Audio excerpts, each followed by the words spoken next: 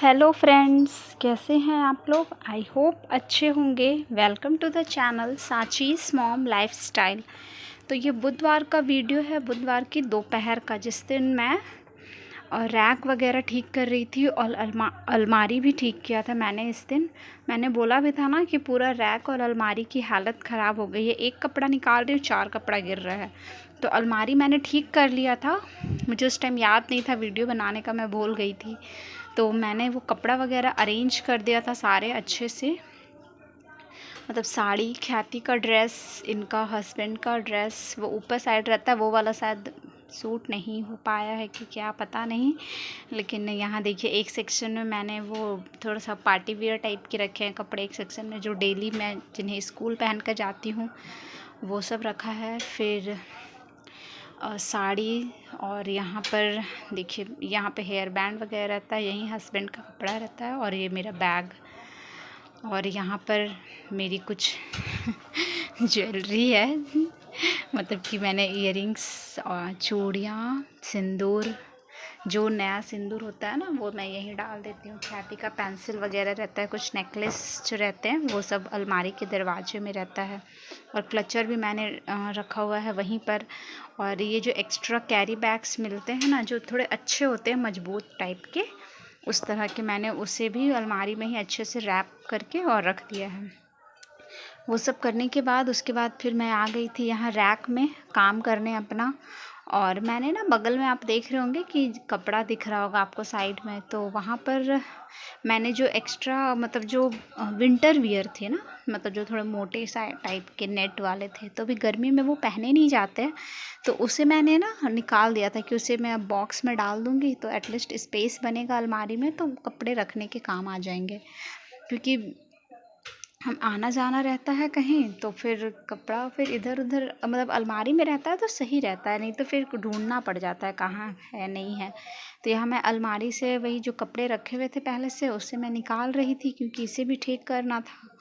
तो यहाँ देखिए, अभी मैंने सिर्फ ख्याति का सेक्शन, मतलब ख्याति का जहाँ कपड़ा और फ्रॉक्स, टॉप वगैरह, उसके पैजामे, पैंट, इनर सब जो रहते हैं वो वाला सेक्शन मैंने हटाया। उसके बाद मैं उसे फिर अरेंज कर रही थी, क्योंकि एक एक सेक्शन करके करने से ना सही रहता है। एक साथ पूरा निकाल देती हूँ ना तो फिर ना मिक्स हो जाता है, फिर समझ ही नहीं आता खुद को ही कि कहाँ से रखूँ और किससे समेटूँ। क्योंकि ना इस टाइम पर ख्याति भी सोई हुई थी, तो उसे मैं डिस्टर्ब नहीं करना चाह रही थी, और बेड फिर पूरा फैल जाता। तो जितना जगह था बेड पे, मैंने उतने में सोचा कि एक एक सेगमेंट करके निकालूंगी तो आराम से वो हो जाएगा।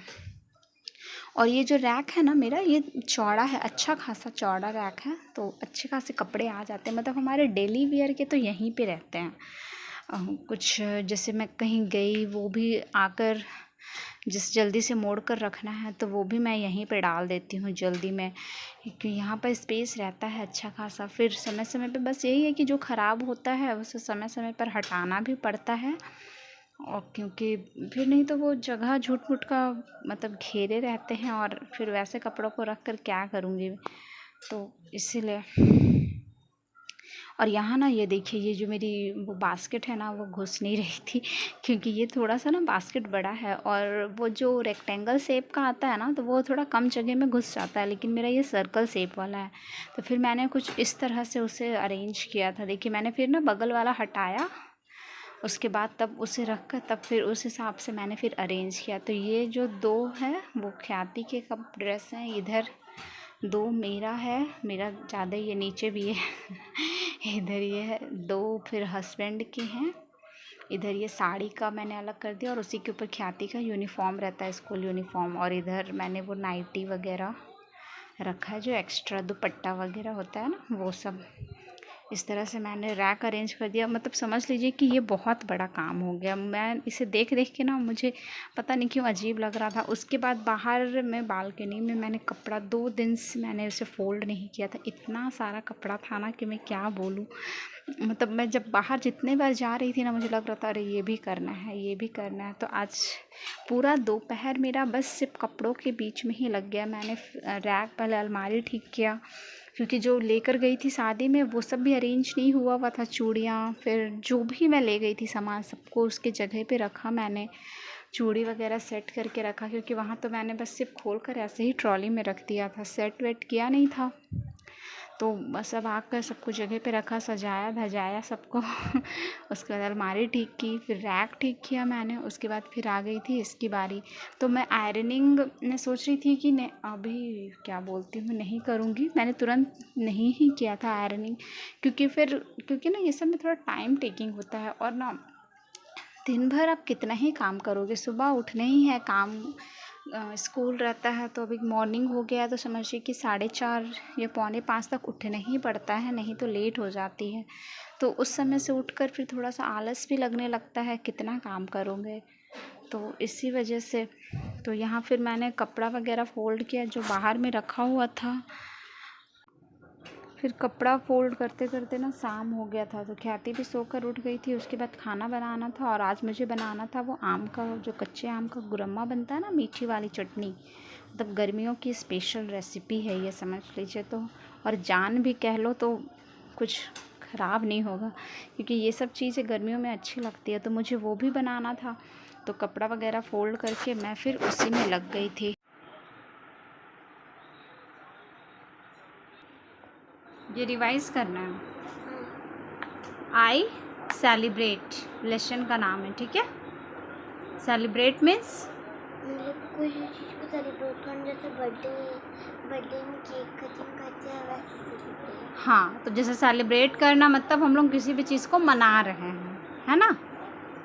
उसके बाद क्या है, festivals and celebrations bring fun joy and happiness to everyone, ठीक है। मतलब कि जो फेस्टिवल्स होते हैं, जो पर्व जो आते हैं, वो लोग क्या लाते हैं अपने साथ, फेस्टिवल्स एंड सेलिब्रेशंस मीन्स क्या होगा, जैसे किसी का बर्थडे है ना, किसी का एनिवर्सरी है, ठीक है, कोई किसी का अच्छा दिन है जिसे हम लोग सेलिब्रेट कर रहे हैं, वो चीज़। तो फेस्टिवल और सेलिब्रेशंस क्या लाता है हम लोग के लिए, मज़ा, फन मीन्स मज़ा, जिसे हम लोग इंजॉय करते हैं। जॉय मीन्स खुशी, जिसे हम लोग खुश होकर मनाते हैं। एंड हैप्पीनेस टू एवरीवन, ठीक है, यानी कि मस्ती, मजाक, खुशी, हंसी, सब कुछ लाता है फेस्टिवल्स और सेलिब्रेशन। फिर ख्याति को थोड़ा सा पढ़ाकर उसे वर्क दे दिया था करने के लिए। उसके बाद फिर मैं आ गई थी वही आम का गुरम्मा बनाने। तो मैंने उसे पानी में उस समय बॉईल करने के लिए रख कर, और मैं बैठ गई थी उसे पढ़ाने के लिए, कि काम भी होता रहे और मैं उसे पढ़ा भी सकूं ख्याति को। तो फिर मैंने कढ़ाई में सरसों तेल डाला है, आप रिफाइंड ऑयल भी ले सकते हैं, लेकिन मैं सरसों तेल में से बनाई थी। और सौंफ ख़त्म हो रहा था, तो मैंने सिर्फ जीरा और सूखी लाल मिर्च से छौंक लगाया, थोड़ी सी हल्दी डाली थी मैंने, कलर अच्छा है। और उसके बाद जो आम को मैंने बॉईल किया था ना थोड़ा सा, वो पानी के सहित ही मैंने कढ़ाई में डाल दिया। उसके बाद ये देखिए इस टाइम पर ऐसा दिख रहा था। फिर मैंने इसमें 3 वो गुड़ के ढेले ऐसे ही डाल दिए थे मैंने उसे तोड़ा वगैरह नहीं था कुछ भी। और थोड़ा सा नमक डाल दिया था कि खट्टा मीठा और नमकीन इस टाइप से टेस्ट आए। तो पहले जब मैं यहाँ पे 3 डाल रही थी ना गुड़, अभी आप देखेंगे आगे कि मैंने 3 ढेले डाले थे गुड़ के। तो मुझे लग रहा था पहले कि कम हो जाएगा, तो फिर मुझे लगा नहीं छोड़ो, तो देखते हैं, अगर कम लगा तो फिर बाद में डालेंगे। तो यहाँ फिर और साथ में मैंने वो गुलकी पाउडर जो होता है ना, वो डाल दिया था मैंने, थोड़ा सा तीखापन आ जाए अच्छे से।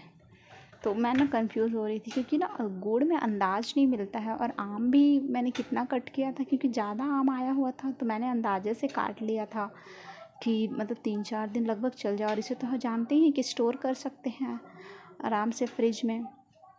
तो मुझे पहले लगा कि मैं और डाल दूँ, फिर मैंने सोचा कि नहीं थोड़ी सी, क्योंकि आम की खटास रहे तो अच्छा लगता है खाने में, नहीं तो फिर मीठा मीठा सिर्फ वो मज़ा नहीं आता है। तो फिर हालांकि मीठी हो गई थी, मैं अब क्योंकि खा चुकी हूँ इसीलिए मैं बता पा रही हूँ आप लोगों को कि अच्छा बना है, अच्छी बनी थी। तो आप लोग भी ट्राई कीजिएगा। और मैंने ना इसमें गुठली हटा दिया था, गुठली मैंने सिर्फ इसमें आम का गुद्दा डाला है, गुठली वाला पार्ट ही पूरा हटा दिया है। तो अगर आप इस तरह से भी बना सकते हैं, तो ये फिर जमने के बाद ना अच्छी खासी वो मतलब गाढ़ी गाढ़ी सी चटनी हो जाती है। तो आप इसे चाहो तो जैम की तरह भी ब्रेड पर स्प्रेड करके अगर बच्चे पसंद करते हैं तो आप खा सकते हो। उसके बाद फिर मैंने काम वगैरह निपटाया, ख्याति भी पढ़ाई कर ली थी। तो फिर हस्बैंड ने फ़ोन किया कि उन्हें थोड़ा लेट होगा आने में। तो मैंने बोला कि काम तो निपट गया है, अब मतलब हम लोगों की आदत होती है ना कि काम निपट गया तो जो काम है उसे कर लो। जो क्योंकि पहले खाना बनाना ज़रूरी था वो मैंने कर लिया, ख्याति को पढ़ाना ज़रूरी था वो कर लिया। तो अब एक्स्ट्रा टाइम मिला था तो मैं फिर बैठ गई आयरन करने के लिए। तो आज का वीडियो हो रहा है बहुत लंबा। मिलती हूँ नए वीडियो के साथ, तब तक के लिए खुश रहिए, हंसते रहिए, मुस्कुराते रहिए, मस्त रहिए और स्वस्थ रहिए। अगर चैनल पर नए हैं तो चैनल को सब्सक्राइब कर लीजिएगा। कोई भी चीज़, कोई भी बात अच्छी लगी हो तो लाइक किए बगैर मत जाइएगा। मिलती हूँ नए वीडियो के साथ, तब तक के लिए बाय।